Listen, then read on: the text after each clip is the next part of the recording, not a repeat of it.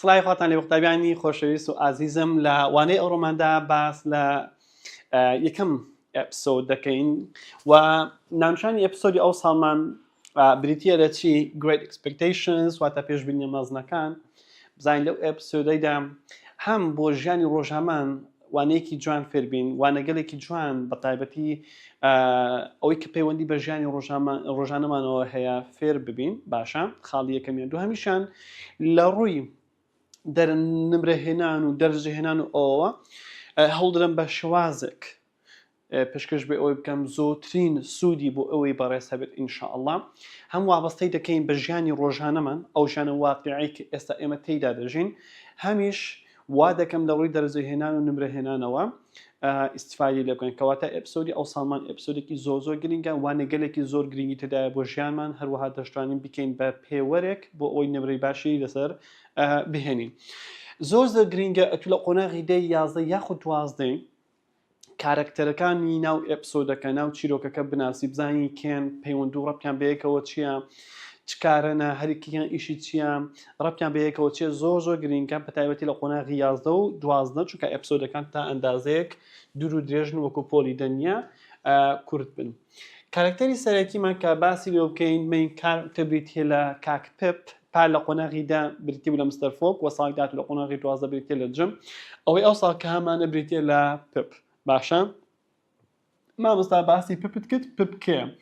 He's a young orphan boy کوڕێکی هەتیوی لاوە، باشە، who has been raised کە بەخێو کراوە، گەورە کراوە by his sister لەلایەن خوشکەکەیەوە and brother-in-law و لەلایەن زاواکەیان. ئەو کابرایە کە پێی دەڵێن جۆ گاگری، مێردی خوشکێتی. باشە، he wants to improve himself، ئەو دەیەوێت پەرە بە خۆی بدات. باشە، both لە هەردوو لاوە، morally لەلایەن ئەخلاق و ئوسلوبەوە and socially و لەلایەن لەڕۆ کۆمەڵایەتێکەوە. باشە، he falls in love with Estella، لەگەڵ خاتو ئێستێلا عاشقی دەبێت. باشە، کەواتە ئەوەی کە فێر بووین کارکتەری سەرەکیمان بریتیە لە پپ. پپ کێ؟ کوڕێکی لاوە.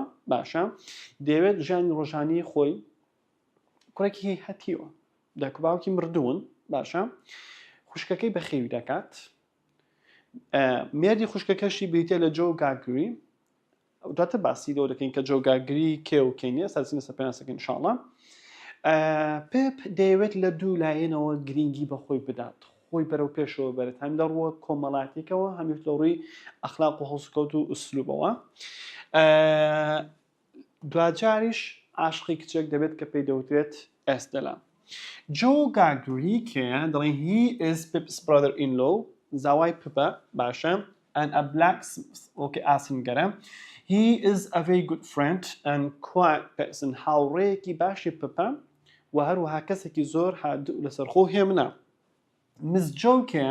Pip's older sister، خوشکە بەتەمەنەکەی یاخود خوشکە گەورەکەی پپە and Jo's first wife، یەکەم هاوسەری جۆوە. Uncle Pumblechook کێ؟ he is Pip's pompous and arrogant uncle، مامێکی لوودبەرز و کەپ و بەرز و خۆ بە زلزانی پپە. he is a rich man و پیاوێکی دەوڵەمەندە. Estella کێ؟ she is a young beautiful rude and haughty girl، کیژێکی لاو جهێڵە، beautiful جوانە، rude لە هەما کاتیشدا بێئەدەبە، حاشا من حضور، هەروەها haughty girl واتە کچێکی کەپ و بەرزە، لوود بەرزە. she had long brown hair، قژێکی درێژی قاوەیی هەیە. Miss Havisham کێ؟ she is a rich cold woman، ئافرەتێکی ببورن. she is a rich old woman، ئافرەتێکی بەتەمەنی دەوڵەمەندە. she lives near Pip's village، لە نزیک گوندەکەی پپ دەژێت. when she was young و من کاتێک جهێڵ بوو، باشە، her fiancé abandoned her on her wedding day، لە ڕۆژی زەماوەندەکەی، باشە، دەستگیرانەکەی بەجێی دەهێڵێت. that's why she raised Estella to be the tool of her revenge، بۆی ئێستێلاش بە جۆرێک پەروەردە دەکات و بەخێوی دەکات و گەورەی دەکات بۆ ئەوی ببێت بە ئامێرێک بۆ تۆڵەکردنەوەی خۆی. she trains her to break men's hearts مشقی پێ دەکات بۆ ئەوەی دڵی پیاوان بشکێنێت کەسایەتێکی دیکەمان هەیە لە ناو چیرۆکەکەدا کە پێی دەوتێت کمپیسن و هەروها لە ناو چیرۆکەکەدا بە چ شنایی هاتووە the second prisoner زیندانی دووهەم a criminal خۆی لە خۆیدا کەسێکە چییە تاوانبارە باشە he left Miss Havisham on her wedding day ئەوەی کە خاتو هاویشمی لە ڕۆژی زەماوەندەکەی بەجێهێش کێیە پێی دەوتێت کمپیسن کەواتە کمپیسن ئەو پیاوە بۆ کە ویستوێتی هاوسەرگیری و زەماوەند لەگەڵ خاتو هاویشم بکات بدیکەیە کە کەسایەتێکی دیکەی ناو چیرۆکەکەمانە she's a simple kind-hearted girl کێژێکی دڵ میهرەبان و پاک و خاوێنی simple سادەیە she is Joe's second wife دووەمین هاوسەری کاک جۆوە Molly Care, she's Jagger's housekeeper or servant. خدمتکاری که جاگرزه. And Estella's mother was Daiki Estella. She had long dark hair. قشێکی درێژی تۆخ ڕەشی هەیە. And strange eyes. چاوەکانیشی نامۆن. Able language care. يعني we can say that that first prisoner یەکەم زیندانی He is a criminal. ئەمەشان کەسێکی تاوانبارە and Estella's father. ئێستا ڕەنگە پرسیارێک لەناو مێشکدا بۆ دروست بێت باشە ئەگە مۆڵی لەگەڵ ئەیبل ماگویج ئەم جوانە هاوسەری یەکدینا ئێستێلا کچی ئەمانەیە ئەی ئێستێلا بۆچی خاتوو هاویشم بەخێی دەکات ئەوە لێی دەگەڕێن ڕۆژانە لەنێو تێکستەکە دەدەخوێنەوە فێری دەبین. Mr. Jaggers Care, he is a London lawyer. Okay, پارێزەرێکی لەندەنیە.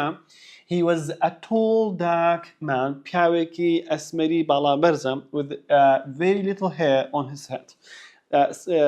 سەریشی قژێکی کەمی پێوەیە and had thick eyebrows و برۆکانیشی پڕن. Matthew Pocket Care, Matthew Pocket کەساتێکی دیکە کە لە نێو چیرۆکەکەدا ئیشمان پێی دەبێت. He is a private teacher, مامۆستایەکی خصوصی و تایبەتە. Herb's father, باوکی کەیە هێبتە. And Miss Havishm's cousin و ئامۆزای خاتوو هاویشمە.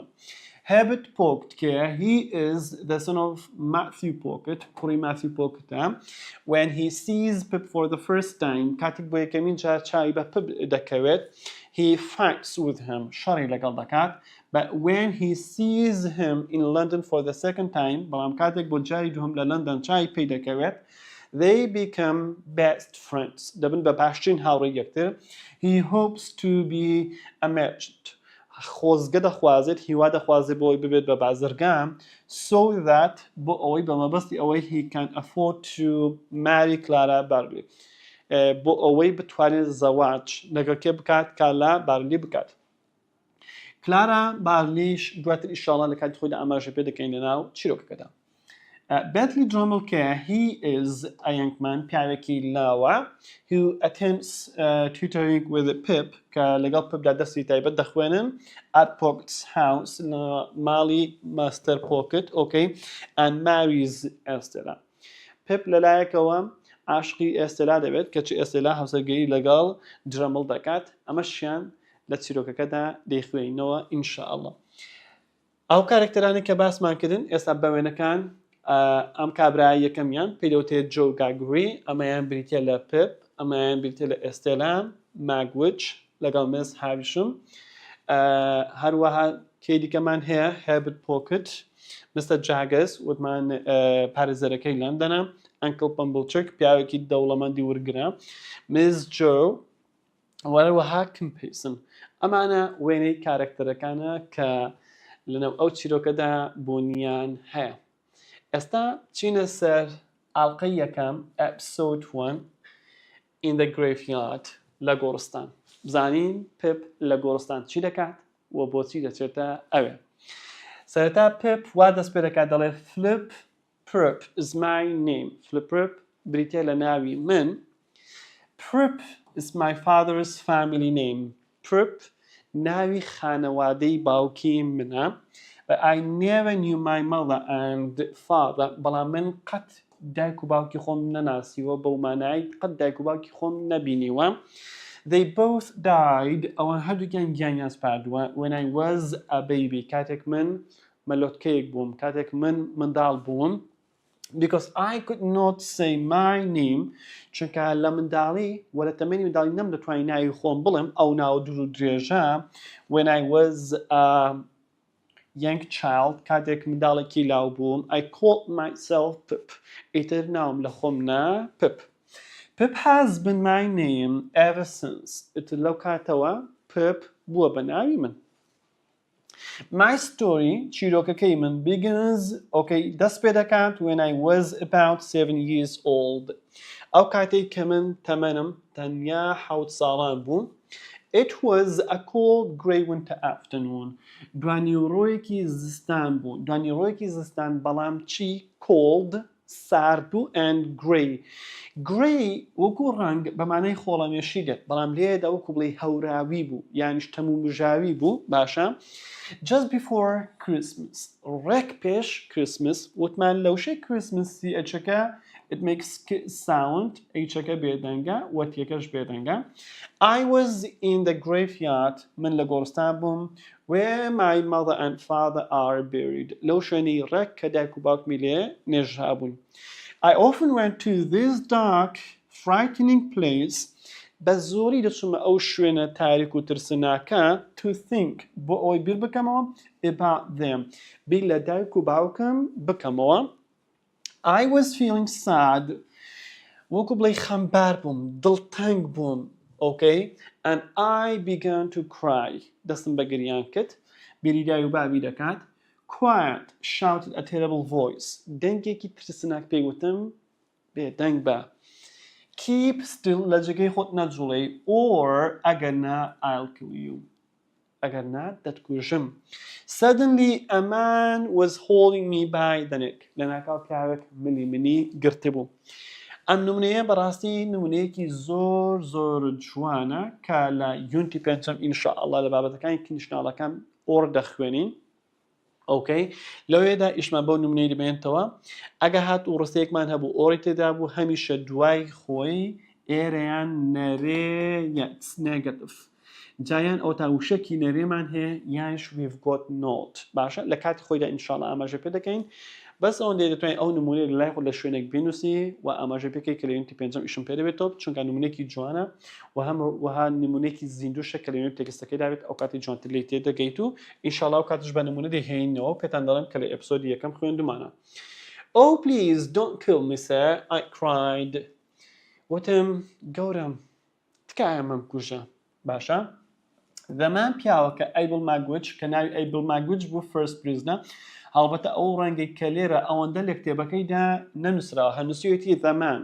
بەس من هاتووم نووسیمە چی ئەیبڵ ماگوچ first prisoner بۆیە تو لە ئێستاڕە بزانی ناوەکەی بزانی باشە زۆر گرنگە تو بە تەفاسیلی لە چیرۆکەکە تێبگەیت ئێستا ئەو کابرایە ئەمە ناوەکەی چییە ئەیبڵ ماگوچ first prisoner پێشی دەڵێن یەکەمین زندانی زۆر چاکەم was very dirty کەسێکی پیس و پۆخڵ بوو and was wearing old grey clothes and broken shoes کە دەڵێت پۆشاکی کۆنی لەبەر بوو old لەگەڵ grey ڕەساسی باشە broken shoes وشەی broken زیاتر broken بۆ گلاس و شوشەش تویا بەکاردهێن بەڵام کە دەڵێت broken shoes واتە پێڵاوەکانی دڕابوون اینجا دەڵێت tell me your name the man shouted پیاوەکە هەواری کرد ناوی خۆتم پێ بڵێ tell me quick دی زووکە بە زووترین کات ناوی خۆتم پێ بڵێ pip sir I answered منیش وەڵام دایەوە گەورم ناوم pip where do you live he asked لێ پرسیم لەکوێ دەژیت I pointed towards our village ئاماژەم بە گوندەکەمان کرد which was about a mile away from the churchyard کە نزیکەی میلێک دوور بوو لە حەوشەی کڵێساکە لێدا ئەگەر دیقەت بدەن لێدا وچمان هەیە لە پێش خۆشی کۆمە هاتووە ئەو ڕستەیە تاوەکو دەگاتە ئێرە پێی دەڵێن extra information واتە زانیاری زیادە وچمان هەیە و لە پێش خۆشی فاریزە بەکار هاتووە I was crying and shaking with fear لە ترسان دەلەرزیم و دەگریام now said the terrible man پیاوە ترسناکەکە وتی ئێستا now where's your mother دایکت لەکوێیە ئەمیش وتم there say I said وتم گەورم ئەلەوەیە تێرەگەی pointed over his shoulder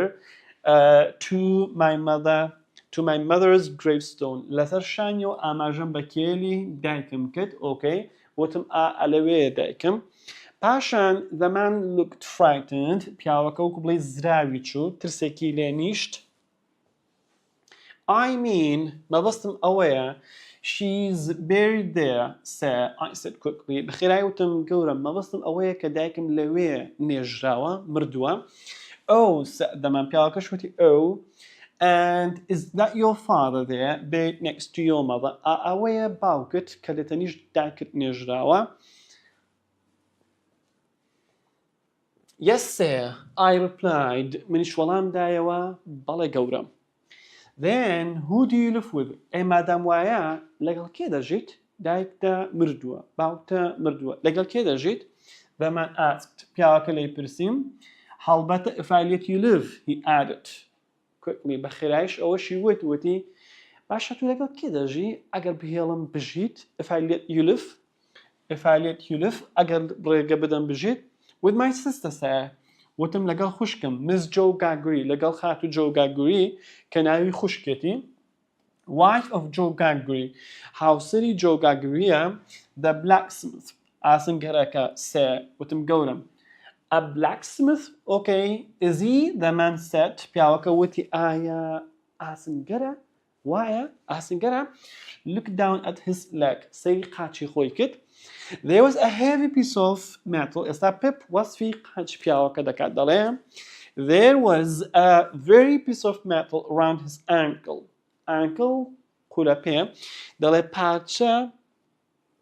پارچە ئاسنێک باشە بە دەوری قولە پێیەوە بوو باشە with a broken chain زنجیرێکیشی لە دوو دەخشەکە a broken chain وەکو بڵێ زنجیرەکە پچڕا بوو لەگەڵ بەشەکەی دیکەیان ئەگە ئەمەیان بە شێوازێکی باز نەبێت پارچە ئاسنەکە ئەوها بە لاقیەوە بێت زنجیرێکیشی بە دوو لا دەخشە وەکو بڵێ ئەو کابرایە بە لاقی زنجیری لە لاقی کراوە بەستراوەتەوە بەڵام زنجیرەکەی پچڕاندووە و ڕای کردووە coming from it لە دوای دەخشەکە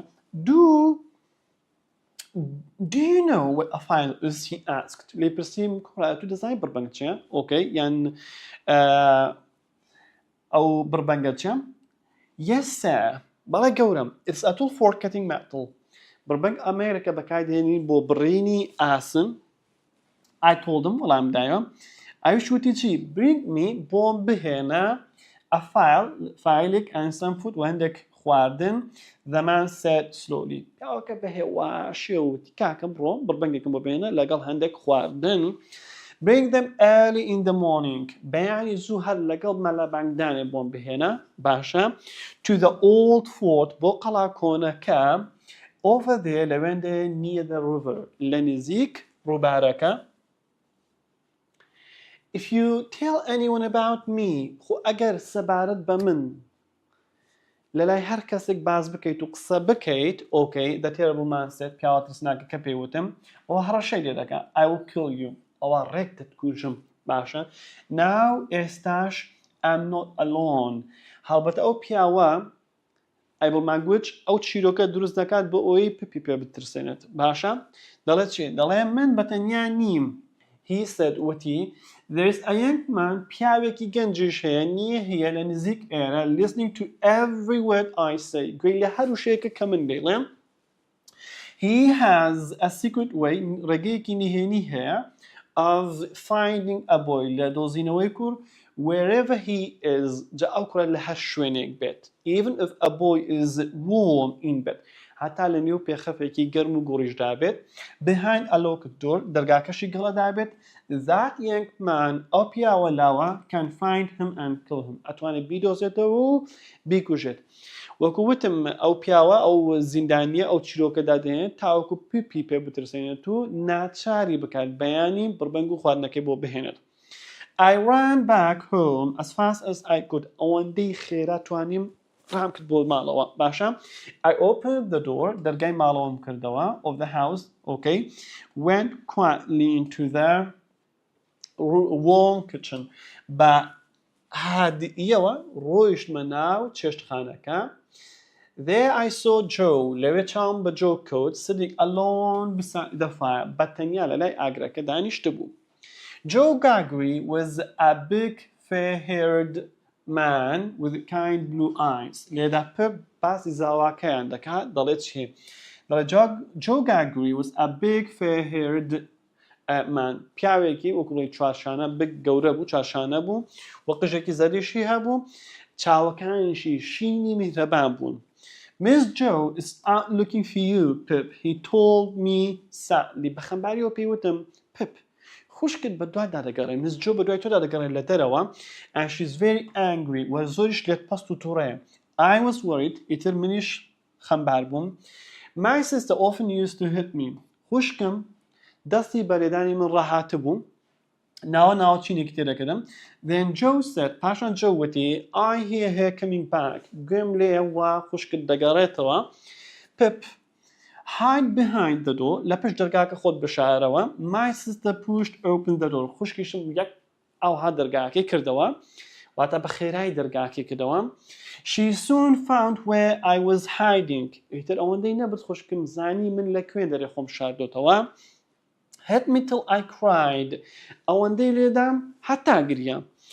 She ئەو شێ مەبەستی پێدەکەی مەبەستی پێدا خوشکێتی Miss Joe Gregory was 20 years older than me. 20 ساڵ لە من بەتەمەنتر بوو. وتمان چیرۆکەکە ئەو کاتێ دەست پێدەکە کە پپ تەمەنی 7 ساڵە خوشکیشی 20 ساڵ لە خۆی گەورەترە کەواتە ئێستا خوشکی نزیکی 27 ساڵەکە. وەسفی خوشکی خۆی دەکات دەڵێ was a tall thin woman. ئافرەتێکی باریکەڵەی باشە باڵابەرز بوو with a hot face ڕوخسارێکی ڕقەڵەشی هەبوو and black eyes چاوەکانیشی ڕەش بوون. Her husband مێردەکەی کە بریتی بوو لە جۆ was my only friend تاکە هاوڕێی من بوو. Where have you been? Miss Joe shouted. ئیتخات جۆ بەسەریدا هاوارکردم کوڕە تو لەکوێ بووی؟ In the graveyard, I answered, crying. دەگریام و وەڵام دایەوە لە گۆڕستان بووم لەکوێ بووم. Graveyard, Miss Joe repeated angrily. خات جۆیش بە تووڕەیەوە دوباری کەوتی لە گۆڕستان. The only reason you are not buried in that graveyard yourself is because of me. تاکە هۆکارێک کە ئەتوش تاوەکو ئێستا لەو گۆڕستانە نەنێژراویت منم. Okay? Joe said nothing. Joe نەقەیلەوە نەهات یا قسەشی نەکرد. کە دەڵێت تاکە هۆکارێک ئەتوو لەوێ نەنێژراویمانە ئەوەیە کە خوشکی براگزکەکەی خۆی لە خۆی گرتووە بە خێوی کردو و گەورەی کردووە. لێدا دەڵێ هی مەبەستی پێلەکێ Joe Gregory was a simple gentleman. پیاوێکی سادە و ساکار و نەرمونیانی سادە بوو. He never complained about Miss Joe. قەت گلەی گازندەی لە هاوسەرەکەی نەبوو کە پێی دەڵێن Miss Joe. But he بەڵام ئەو protected me منی دەپاراست when he could. هەر کاتێک توانی بای و لە دەستی هات بایە. I loved him for it. منیش لە پای ئەوەی کە ئەو منی دەپاراست خۆشم دەویست. Later in the evening دواتر لە ئێوارەدا as I sat by the warm fire هەرکە لە لای ئاگرە گەرمەکە دانیشتە بووم I thought of the man outside in the cold and wet. بیرم لە پیاوەکە دەکردەوە کە لەبەر ئەو باوباران و سەرمایە بوو. I remembered my promise to him. لە هەمان کاتیشدا پەیمانەکەی ئەو وعدەی کە پێم دابوو بیرم کەوتەوە. I thought بیرم کردەوە of the young man who would find me and kill me if I broke that promise. ئەو پیاوە لاوەشم بیر هاتەوە کە گەرە هاتبە و من پەیمانەکەی خۆم شکاندبە ئەوە ئەو کاتە ئەو منی دەکوشت. Suddenly there were loud noises that seemed to come from the sea. دەنگەدەنگێکی بەرز داهات کە وا پێدەچوو ئەو دەنگەدەنگە لەکوێوە بێت sea لە دەریاوە بێت. Are those guns, Joe? I asked. لێم پرسی Joe ئایا ئەمە دەنگی تەقەیە دەنگی چەک دێت؟ Yes. بەڵێ. Another prisoner زیندانیەکی دیکە has gone ڕۆیشتووە. He said. واتە Joe ئەو قسەی وت. What does that mean? I asked. وتم باشە ئەوە مەبەستیان پێ لە چییە؟ Last night a man escaped. شەوی ڕابردوو پیاوێک ڕای کردووە from the house. لە ناو زیندان. house کەشتێکی کۆن باشە ئەگە کەشتێک زۆر کۆن ببێت هاتووە وەکو زیندان بەکاریان هێناوە و پێی دەوترێت هاوس. The prison ships لەناو زیندانی کەشتەکان جۆ کاگجۆ وتیم. The guns were fired ئەو چەکانە تەقێنراون to tell everyone بۆ ئەوەی هەموو خەڵک ئاگادار بکەنەوە حاڵەتێکی ئەوها ڕووی داوە. Now they're telling us و ئێستا ئەوان بەمە دەڵێن that a second prisoner زیندانی دووەم has escaped هاتووە ڕای کردووە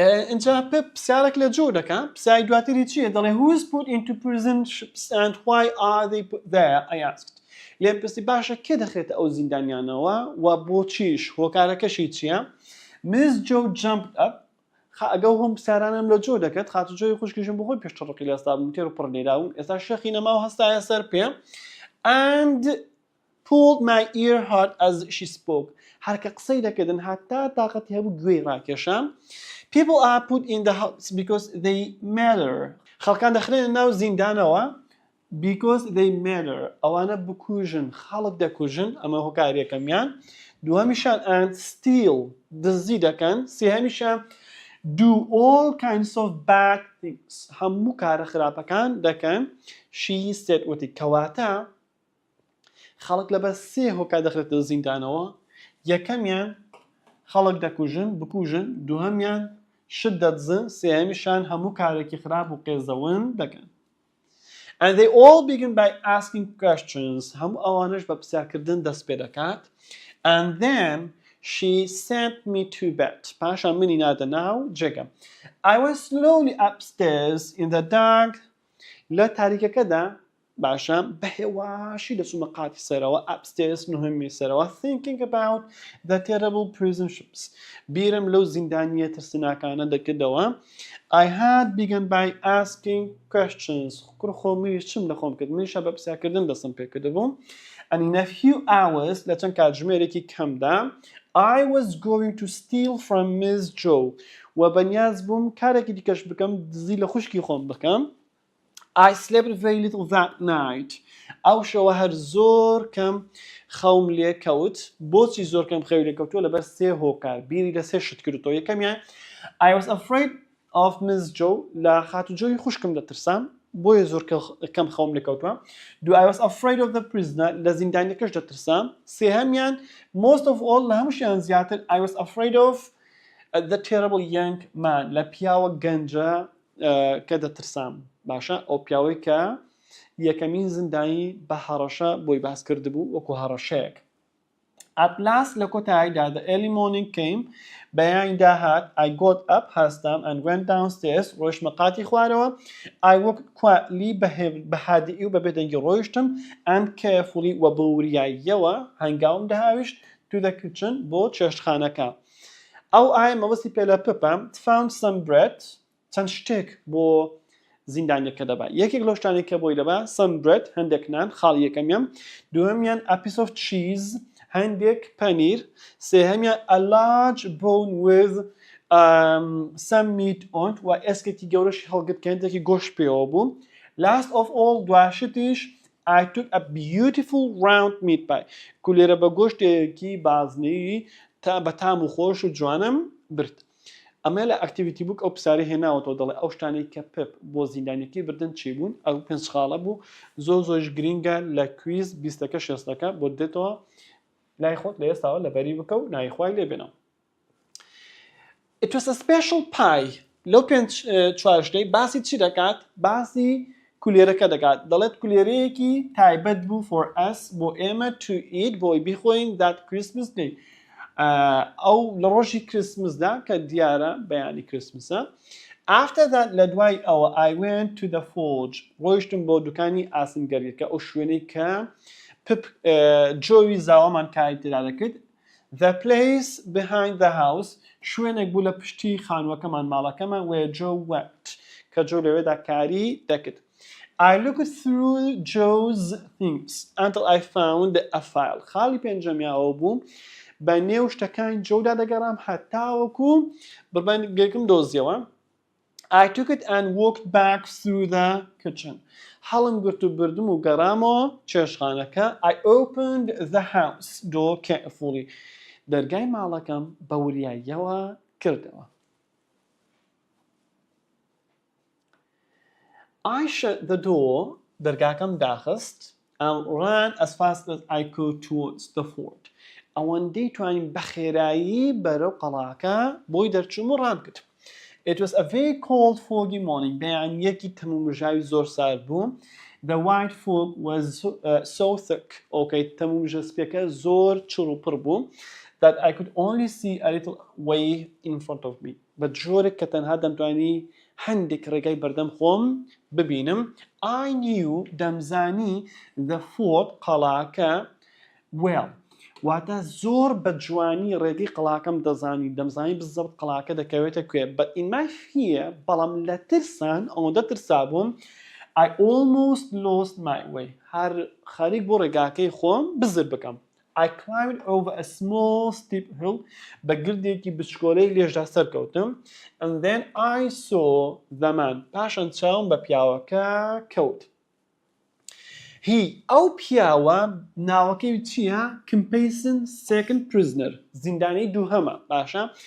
He was sitting on the ground. لەسەر زەویەکە دانیشتە بوو with his back to me. پشتی لە من بوو. I walked to him. ڕۆیشتمە لای and touched his shoulder. دەستم لە شانیدا. He jumped up هەستا سەرپێ and turned round to look at me. ڕووی لە من کرد.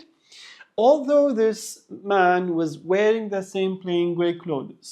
هەرچەندە ئەم پیاوە هەمان جلوبەرگی قاتێکی ڕەساسی لەبەر بوو قاتێکی کەشخەی لەبەر بوو and had an iron on his leg و ئاسنێکیش بەلاقیەوە بوو وەکو زیندانیەکەی دیکە بەڵام he had a different face بەڵام ڕوخسارێکی جیاوازی هەبوو.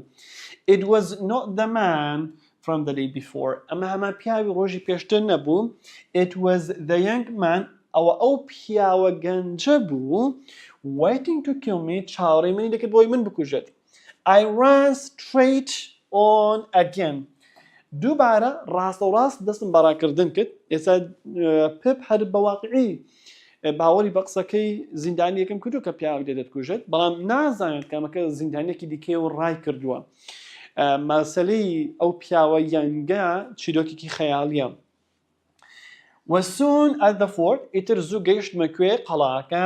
There was that terrible man لەوێندەرێ پیاوە ترسناکەکە هەبوو. Abubakir first prisoner کەوتمان ئەوە ناوەکەیەتی. The prisoner زیندانیەکە. He was walking up and down to keep warm. دەهات و دەچۆ سەرێ واتە هاتوچۆی دەکرد بۆ ئەوەی سەرمای نەبێت و خۆی گەرم بکاتەوە. The man took the food. پیاوەکە خۆراکەکەی بوت. باشە یانیش لێ وەرگتم from my hand لە دەستی وەرگتم and began to eat quickly. بە خێرایی دەستی بە خواردنی کرد noisily like a dog. ئەوەندە بەدەنگە دەنگ و مڵچە خواردنەکەی دەخوارد دەتگو هەرسەیە. As he was eating the remains of the pie هەر کە پاشماوەکانی کولێرەکەی دەخوارد I spoke to him. قسەم بۆی کرد. Are you leaving nothing for him? I asked. بەتەمانیت هیچیش بۆ ئەو پیاوە لاوە بەجێ بهێڵیت؟ Him? Oh, the young man, he doesn't need any food. The prisoner replied. پیاوەکە زیندانیەکە وەڵامی دامەوە وتی him oh, the young man مەبەستت پیاوە لاوەکەیە he doesn't need any food. ئەو پێویستی بە هیچ خواردنێک نییە. Are you sure? تەکیدی. He looked very hungry. I said. وتم ئەو هەر زۆر بەجددی برسی بوو بەڕاستی برسی دیار بوو. The man stopped eating. پیاوەکە لە خواردن وەستام. Looked. سەیرێکی کرد. When did you see him? ئەتوکەین ئەو پیاوەت بینی؟ Just now. هەر ئێستا. I answered. وەڵام دایەوە. Where? بزەبت لەکوێ؟ Over there. لەوێندەرێ. I said وتم pointing. ئاماژەم بە شوێنەکە دەکرد ئەو شوێنێک کە پیاوەکەم لێ بینی بوو. I thought he was you. I explained. قسەکان و بابەتەکەم بۆ ڕێنکردەوە وەمزانی پێم وت کە ئەو پیاوە هەر تۆی. He held my jacket with both hands. بە هەردوو دەستی وەکو بڵێ یەخەی گرتم. چاکەتەکەمی گرت. Looked into my eyes. ڕێکاوڕێک سەری ناوچاوەکانی منی کرد. What did this man look like? ئەو پیاوە شێوە و شکلی چۆن بوو؟ He wanted to know. ویستی بزانێت. وەسفی پیاوەکە دەکات دەڵێ he was dressed like وەکو تۆ جلوبەرگی لەبەر بوو and he had an iron on his leg وأصنيكش بلاقي يوبو I said nervously بقلقي وترسو والله من دايوا really براستا so he's escaped كواتا أيش رايك دوام has he why I thought I had the guns last night بهم وابو كشي رابردو بيام لدنجتا قبوة give me that file أبر بنجم بدي boy كرام where is he لكوية أو I must find him پێویستە من بیدۆزمەوە I pointed to where the young man was ئاماژەم بۆ شوێنە کرد کە پیاوە گەنجەکە پیاوە لاوەکە لی بوو the prisoner زیندانیەکە able language first prisoner یەکەمین زیندانی looked into the fog سەیری تەمومژەکەی کرد then he sat down پاشان دانیشت on the wet grass لەسەر گیاتەڕەکە and began to use the file دەستی بە بەکارهێنانی بڕبنگەکە کرد on the metal around his leg لە بۆ ئەوەی ئەو کانزای ئاستەی پێ ببڕێت کە بە دەوری لاقیەوە بوو The sky was lighter now ئێستا ئاسمان وەکو بڵێ سافتر بوو ڕووناکتر ببوویەوە I needed to get back home پێویستم بوو بەوەی بچمەوە ماڵەوە پێویست بوو بگەڕێمەوە ماڵەوە I began to walk quietly away دەستم بۆ کرد کە بە هادیئی و بە بێدەنگی بڕۆمەوە ماڵەوە when I looked back کاتێک ماوەیەک ڕۆیشتم و ئاورمدایەوە I saw nothing through the thick white fog لێرە و تەمومژە سپی و چڕوپڕەکەدا نەمدەتوانی هیچ شتێک ببینم but I still had the sound of the file بەڵام هێشتا گوێم لە دەنگی بڕبنگەکە بوو as it cut through the thick metal هەڵکە زیندانیەکە خەریکی بڕینی ئاسنەکە بوو قوتابیانی خۆشەویست و سەربەرز و سەرفرازم لێرەدا ئەوەی هەمانە